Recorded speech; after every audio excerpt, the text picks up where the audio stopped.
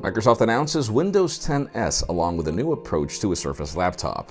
Rumors claim that the iPhone 8 might not be ready for prime time until next year, and it seems that the craze of building Apple Watch applications has come to a halt. I'm Jaime Rivera, and I know this video was for yesterday. That Galaxy S8 review left me in zombie mode, and tomorrow's review will probably do the same again. This is Pocketnow Daily.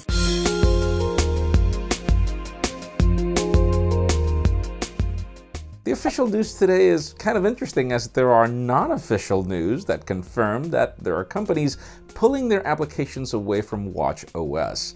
And let me just ask you this: how many of you actually use third-party applications on your Apple Watch, or any smartwatch for that matter? I know that I use the Nike Plus running application, and that's pretty much it, but in everything else, I mean, there are applications like, for example, Google Maps that just pulled, and there are others that I would not imagine even in this world or lifetime using on a watch. But yeah, it seems that they are losing popularity, and it makes sense. Now let's talk about the ZTE Axon 8. This is interesting. We haven't really heard many news or rumors about this future flagship smartphone. The reason why I put that on quotes is because looking at specifications, this does not look like a flagship phone for 2017. It seems that the company is scaling back to stuff like a Snapdragon 820, again, not an 821. We were not really understanding what we see. This could just be another iteration or variant that they're pulling out, or it could be the mini variant, but we will keep you posted as soon as we learn more. Now let's talk about the HTC U11. We have yet another teaser on Twitter, which I sadly can't show you the video here, that tells us that apparently the company's design for this smartphone will be silent no more. We see water all over this light blue chassis. And obviously that hints to the fact that it's water resistant. That light blue tone is actually interesting, but most of all is exactly how is that design going to be silent no more? Because if there is one thing HTC is not silent about, is design. Let's see about that. And let's move the spotlight over to the iPhone 8. The reason why is because we've got some very trusted sources that claim that we might have to wait for that 10-year iPhone until next year, which would not make it a 10-year iPhone anymore. The reasons why is because Apple has been struggling with manufacturing this phone ever since it started its endeavor.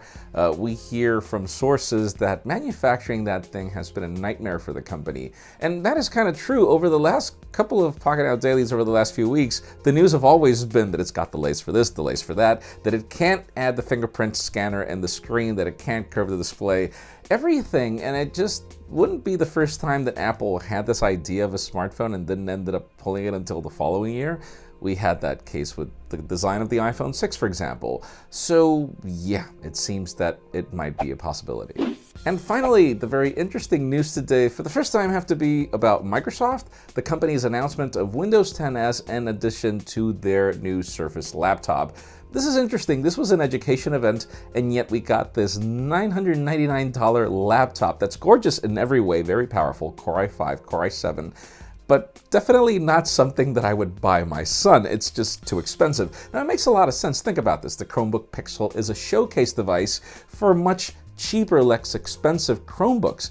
And the thing about Windows 10s is that it is not Chrome OS. This is actually Windows 10 in every way. The only difference is that it will only run applications from the Windows Store, pretty much like the case of Windows RT. Makes a lot of sense. I don't know exactly if it'll hold any future, and obviously we will have to wait to see what manufacturers like HP and Acer come out with when it comes to hardware that's less expensive than this Surface laptop. But anyways, it leads me to the question of the day. What do you think about Windows 10s and this new Microsoft Surface laptop? Do you like these products?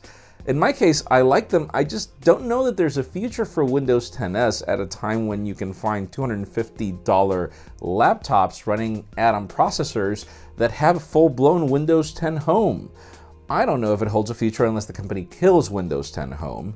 And about the laptop, it's beautiful. I wouldn't buy it. But anyways, leave us a comment down below. We'd love to know your opinion. Friends, you know the way it goes. If you want to get the news earlier before the video is filmed, follow us on Pocketnow.com and hit that subscribe button down below for more videos like this one. You can also follow me on Twitter, Jaime_Rivera, on Instagram at Jaime Rivera.